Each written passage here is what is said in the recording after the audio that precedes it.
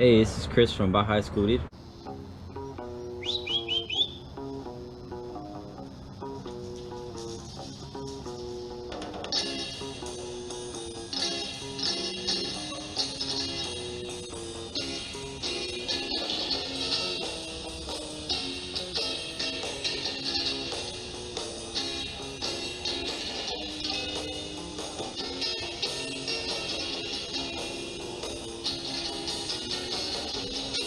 And today I want to talk to you guys about overlanding and camping. A lot of you have probably seen it or have done it. I just want to clear like the air for as far as what it is and what you need, because on social media you'll see all these pretty expensive cars and their setups as far as they have like 4-inch lifts, they have 35-inch all-terrain or mud-terrain tires, they got beadlock rims, bed cages, pop-up tents, they got roof racks, they got light bars, skid plates, steel bumpers, GoPros, DSLR cameras, ham radios, awnings, portable fridges. It got like the whole 9 yards. And all that can honestly be overwhelming if you're just getting started and either you're on a budget or you're not too sure if you even want to do it. And I get that, because the outdoors isn't for everyone, because you're exposing yourself. If you're just getting started, you could sleep on the floor and you're like, oh, I'm not used to that. I like sleeping on my bed. If you don't carry a shower with you, you're gonna be dirty depending on how many days you're gonna be out there, and especially if you go hiking, you're gonna be sweating. And it's just like all these like downers that people don't really talk about, but that is out there. And well, basically this video is just like a two-part video. The first part being for those of you that are thinking about doing it and that aren't really sure. So the first part is like a tip, kind of like a list that I made for those of you that want to do it. You don't spend a lot of money. That list I made, depending on what you go with, you can spend around $100 more or less, depending on if you already have these things. If you don't, it's fine. Like I said, you can do this for around $100. And like I said, social media is overwhelming. You don't really need a super expensive off-roading car, because chances are you're not going to be doing this or that. And if your car looks like this, well, you're most likely not really going to get off the pavement. So number one on my list is getting shelter. This means buying a tent. You can sleep in your car, it's fine, but let's just go with you're buying a tent. Okay, so if you get a tent like this one, that's gonna set you back $30. My whole list, just so you guys know, is based off of Walmart. I just found it a lot easier because Walmart is pretty much almost everywhere. And if not, you can always look it up on Amazon. It's fine, whatever you guys want to do. But Walmart prices are reasonable compared to Amazon. And it's always good to actually be there and see what you're getting, that way you don't get any surprises. So you can get this small little I guess backpacking type style tent that all it's for is just to sleep in. You could go for a little bit more expensive one, but that would go for around $60 depending on how big you want it, like a 2-4 people tent. So number two on my list is a cooler. And if you're going camping, chances are you're not going for more than 2 or 3 days. So for 2 or 3 days, this cooler will keep your ice cold for that amount of time. And I've used it a few times. As long as you're not opening and closing it unnecessarily, you should be good for those 2 or 3 days. Quick tip, don't try not to throw all the water out of it, because when you're all out of ice, the water that's in there will help keep all your stuff nice and cool. Just remember to keep it in shade. Keep it in a place where it's not locked up. Like, try not to keep it in your car where all the heat builds up and it heats up the cooler. Try to keep it on the side of your car where there's shade and you know there's wind. Number 3 on my list is a stove.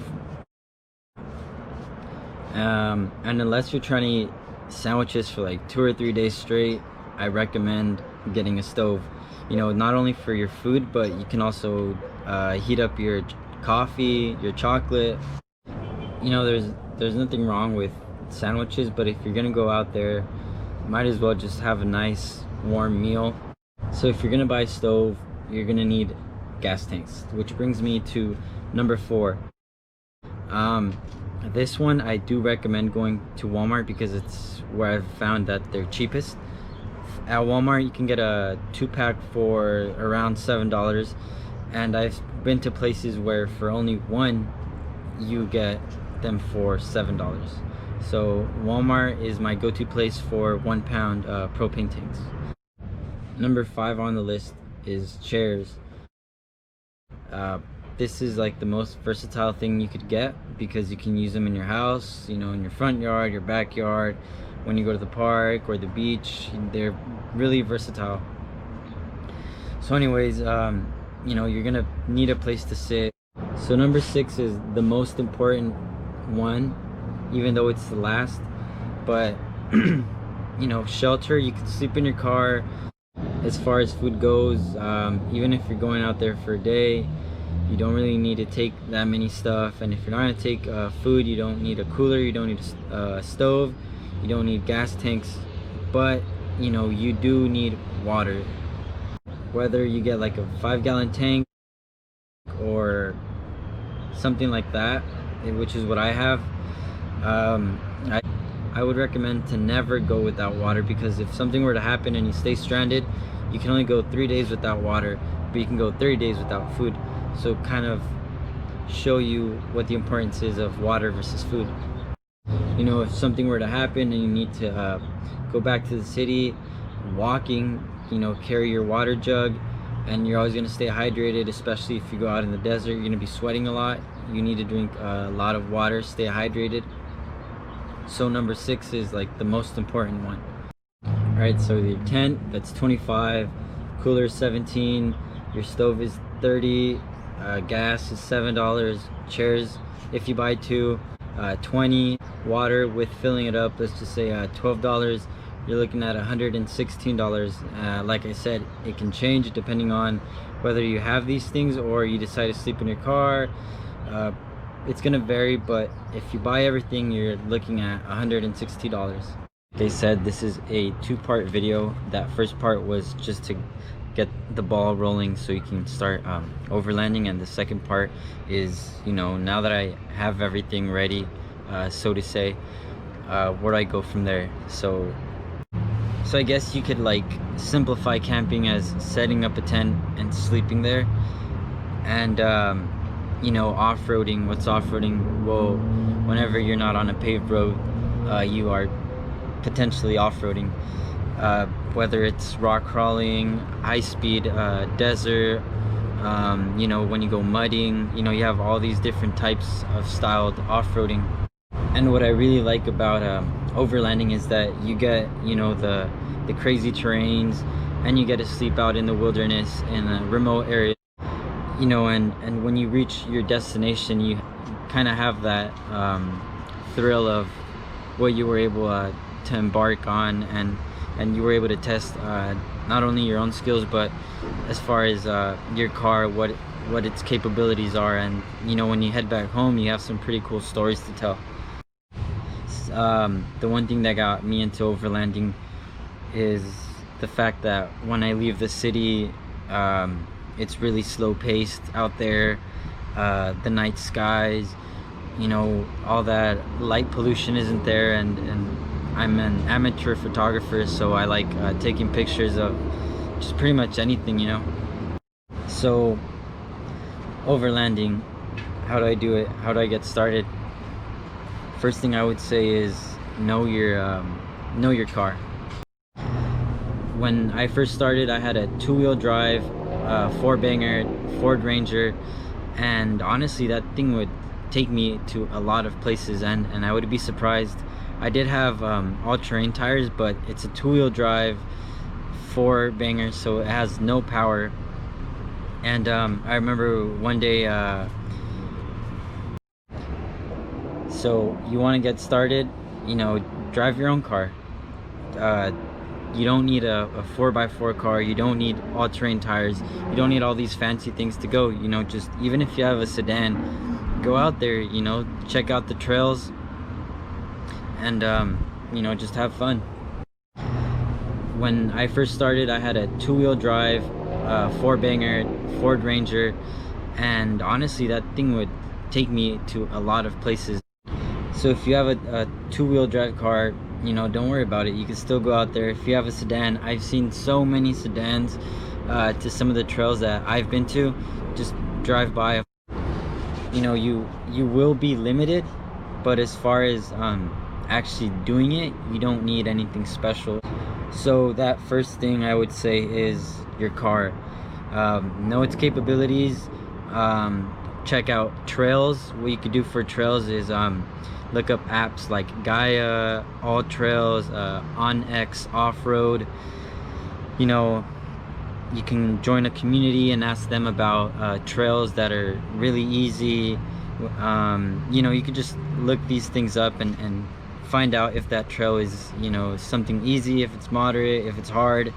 And if it's easy, if you have a sedan, you know, you can do it. So, you know, if you just want to go out there and check things out, you know, go check out some fire roads. Those are pretty well maintained. It's all it is just a dirt road. It's nice and flat, and just drive out there and get a feel of it. You know, all these guys with armor, all that is just so you can go to like crazier areas. So that first one, like I said, know your car, join a community, ask them any questions you have. You can ask me any questions you have. Get an app. I know that you can use Google Maps to set a route somewhere. You could download a map offline, and if you have the directions to where you want to go, even if you lose signal, it'll still tell you where you're at and how to get there, so you pretty much won't get lost. All right, so your car is good and you found out where you want to go and if you can make it. Now your second thing is going to be your gear. I already talked about, you know, basic stuff, Walmart stuff, if you don't have anything where you can start off. So, you know, let's talk about something that's a little bit more important, recovery gear. You know, your shovel, your recovery ropes, tow rope. You can get recovery tracks. You can look into something a little bit more pricey as a winch. So I'm not opposed to going out on your own, because I think 80% of the time I go out on my own, but I don't put myself into dangerous situations where, you know, I can break a wheel bearing, I can break, you know, my drive shaft, where I'm not gonna break something that's not gonna allow me to get back home. You know, I try to avoid big mud puddles. It's stuff that I know if I get stuck, it might be a problem. I do have a winch and I can winch myself out, but you know, sometimes you can't tell how deep things are. So, all right, recovery gear, we're good. And this is just like a tip that I picked up from my wife. One of the first things that we got after we got married were storage bins. That way, you know, you can separate your food and your kitchen items from your recovery gear, and you have everything sorted out, so when you do need it, you know where it's at. You're not digging through piles and piles of stuff that, you know, if you packed your car, you're like digging for it, you're moving stuff out the way, and you just waste time. You know it's there. If it's important, you leave it up top. So storage bins are always, I guess, a must if you want to keep things tidy. Personally, I have those $8, I think there's 17 or 27 gallon storage bins from Home Depot, the HDX ones. They're black, they have a yellow top, nothing like fancy. Honestly, if I do break them, I plan on getting something more aesthetic, but I don't want to go out of my way of spending more money than I should just so it can look cool. Something I would recommend for those of you that like to go camping in the winter, so you're not packing, you know, a bunch of blankets or sleeping bags, is a heater. I bought a Mr. Buddy heater when I went camping in the snow, and honestly, that thing was so warm that I didn't even cover myself. I was just laying on top of my sleeping bag for how warm it was. So one 1 pound tank on the heater will last you like 8 hours, so you should be good. So really quick, let's just kind of wrap everything together. Yes, you can go overlanding in a sedan. Yes, you can do it in a 2-wheel drive. You don't need all-terrain tires. You don't need mud tires. You don't need armor. You don't need expensive stuff. You know, buy a cheap tent. That list I made for you guys, $120. You guys are set. Go out there, you know, go on some fire roads. You don't need to look for the craziest trails. You know, you're just getting started. Get a feel for it. See if you even like it. You know, I started wasting a lot of money on upgrading my truck, and when I would go out in the trail, I'd be like, hey, you know what, like, this actually isn't really helpful. So I would end up spending money. So, you know, what I recommend is, you know, first, if you haven't done this, first go out there, see if you like it. If you like it, slowly start buying things and see, you know, write down like, hey, you know what, this time I needed this, or, you know, hey, you know what, it would be cool if we had more water, before you go out there and spend thousands of dollars.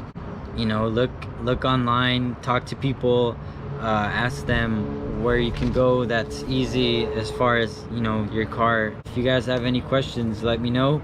Let me know if you guys like the video and what I could add or take out.